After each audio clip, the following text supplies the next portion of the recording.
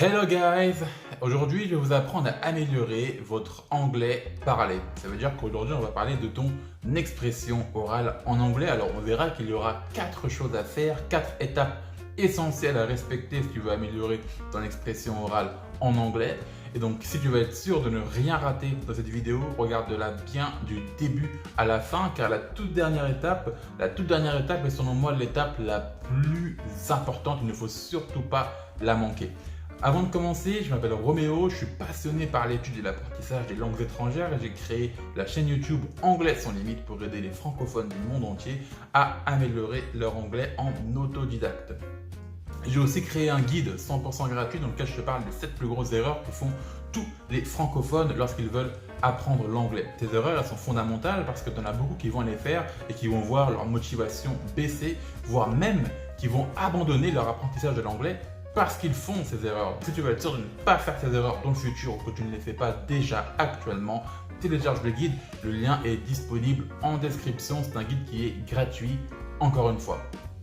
Alors, ceci étant dit, c'est parti pour les 4 étapes pour améliorer ton anglais parlé. Alors, on va y aller étape par étape. Et je vais commencer en fait avec l'étape la plus évidente pour aller, tu verras, crescendo vers l'étape la plus décisive. La chose qui moi-même m'a énormément aidé à améliorer mon expression orale en anglais. So let's go! Alors, la première chose à savoir si tu veux améliorer ton expression orale en anglais, c'est que tu dois avoir une certaine confiance en toi. Alors c'est vrai que ça peut paraître un peu bizarre quand on parle de langue, de parler de confiance en soi. La confiance en soi, ça fait penser au développement personnel. Mais il faut savoir que c'est quelque chose qui est primordial même lorsque tu apprends les langues. Je m'explique.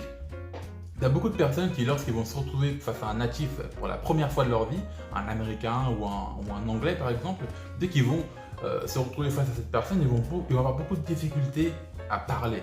Alors que dans la vie de tous les jours, ce sont des gens qui sont très bons, qui ont du vocabulaire, qui connaissent la grammaire, etc., qui arrivent à créer leurs propres phrases en anglais. Mais dès qu'ils arrivent face à des natifs, dès qu'il s'agit vraiment de parler dans une situation concrète, eh bien, ces personnes-là, elles vont perdre leur confiance en elles.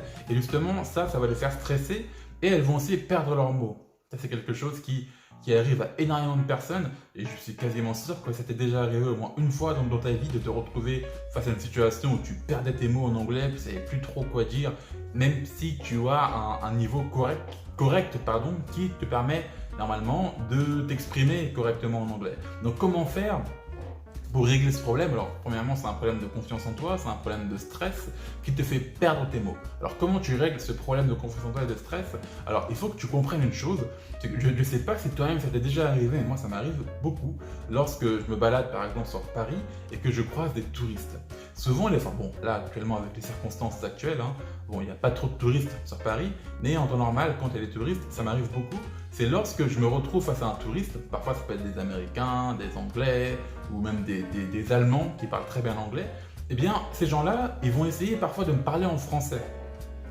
Donc ce qui se passe, c'est qu'ils me parlent en français et dans beaucoup de cas, c'est pas un français qui est très limpide, c'est un français qui est un peu hésitant, mais ils vont quand même essayer, ils vont faire l'effort de parler français. Et ça, c'est la clé. C'est ça qu'il faut comprendre, c'est que lorsque quelqu'un fait l'effort de parler dans ta langue, imagine que toi, ta langue maternelle, c'est la langue française.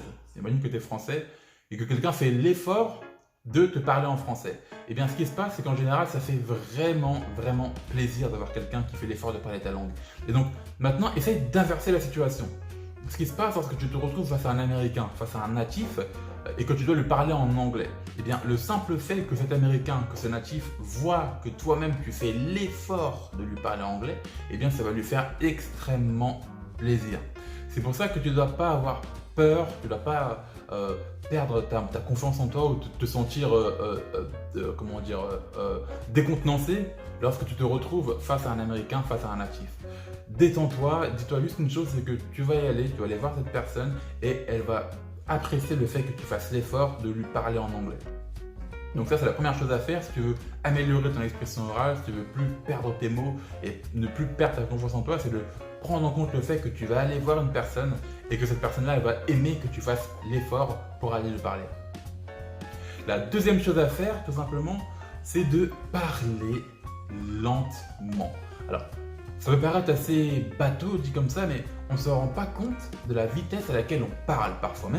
Même moi-même, quand je fais mes vidéos sur cette chaîne ou sur ailleurs, eh bien, parfois je me rends compte que je parle extrêmement vite. Et ce qui se passe, c'est que même lorsque je parle en français, même quand je parle vite en français, eh bien, je perds mes mots. J'ai du mal à exprimer, je bug, je recommence mes phrases. Eh bien, dis-toi que c'est encore pire lorsque tu essaies de parler rapidement en anglais, étant donné que l'anglais, c'est pas forcément ta langue maternelle.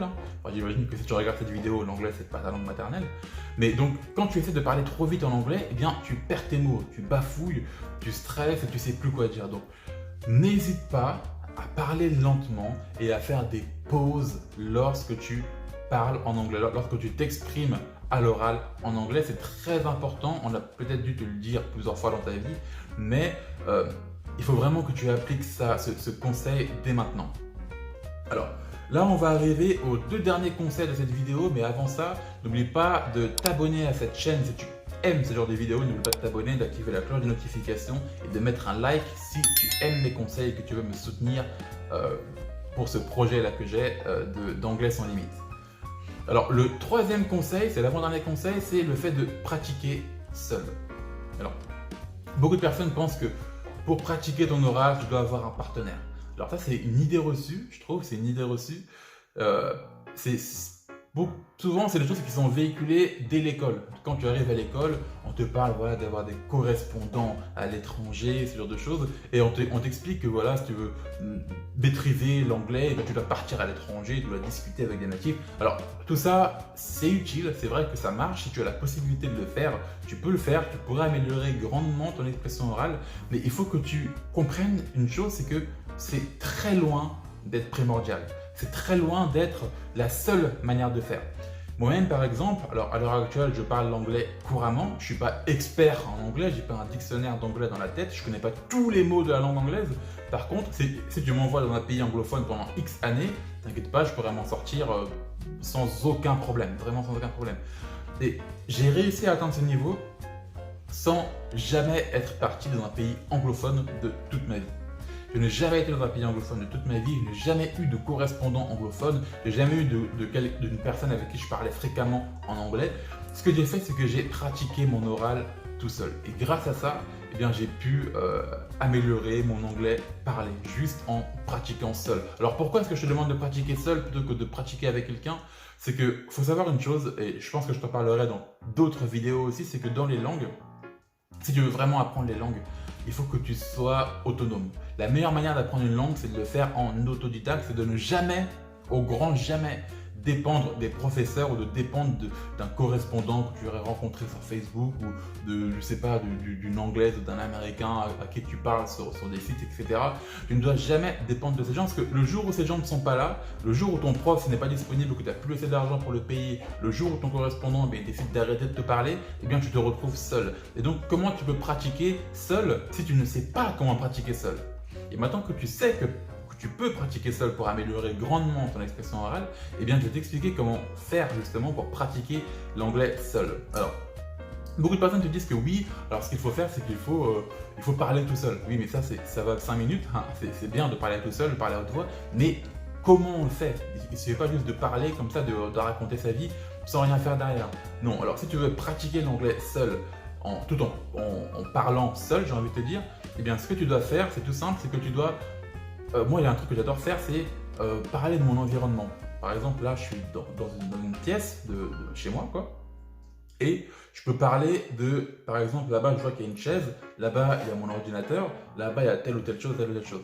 Donc, un exercice que tu peux très bien faire qui va te permettre d'améliorer ton expression orale en anglais, en plus de ton vocabulaire, parce que tu vas aussi améliorer ton vocabulaire en faisant ça, eh bien, c'est d'écrire ton environnement. Par exemple, tu peux dire My computer is on the desk.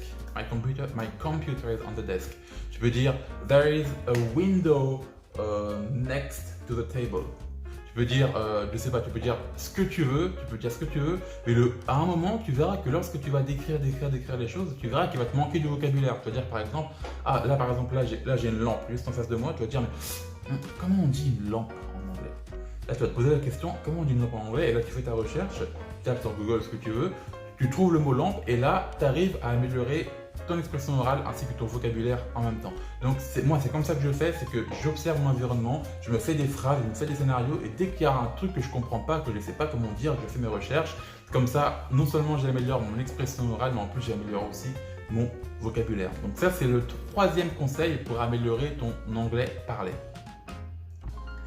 Ensuite, la quatrième et dernière chose à faire si tu veux améliorer ton anglais parlé, ton expression orale. Alors pour moi, ça c'est le conseil le plus intéressant, je trouve. C'est quelque chose dont personne ne te parle, même tes professeurs à l'école, je ne pense pas qu'ils t'en ont parlé, ou alors ils ont dû t'en parler, mais sans mettre vraiment l'accent dessus.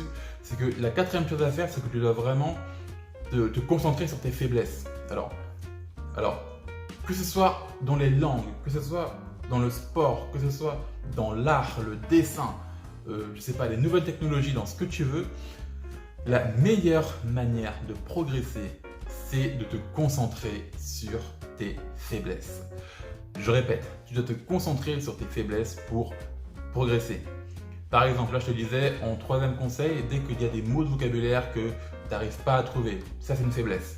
Tu dois régler cette faiblesse le plus vite possible, à l'instant même. Pareil pour ton expression orale.